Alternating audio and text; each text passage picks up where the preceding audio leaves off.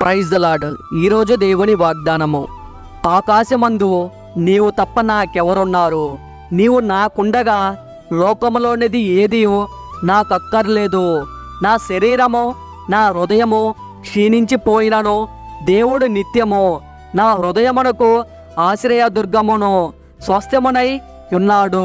కీర్తనల గ్రంథము 73వ అధ్యాయం 25, 26 వచనాలు.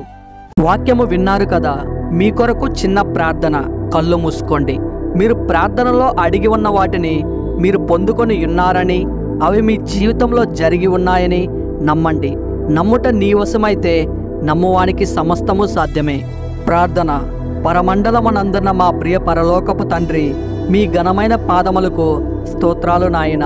ఇప్పుడు ఈ వాక్యము విన్నటువంటి ప్రతి బిడ్డను దీవించి మీ పరిశుద్ధమైన హస్తములతో వారిని ఆశీర్వదించండి తండ్రి. వారి కుటుంబంలో ఎవరైనా రోగులు ఉంటే వారిని మీ కుమారుని రక్తముతో కడిగి స్వస్థపరచండి. ఆ కుటుంబానికి మీ రక్షణ మార్గం తెలియపరచండి. భూలోకంలో ప్రతి ఆత్మ రక్షింపబడాలని మీ కోరిక నాయన. విన్న అందరికీ మారు మనస్సును దయచేసి పాపక్షమాపణ దయచేస్తారని మీ బంగారు పాదాలకు నమస్కరిస్తూ యేసయ్య పరిశుద్ధమైన నామమున అడిగి వేడుకుంటున్నాం తండ్రి. Amen, amen, amen, amen.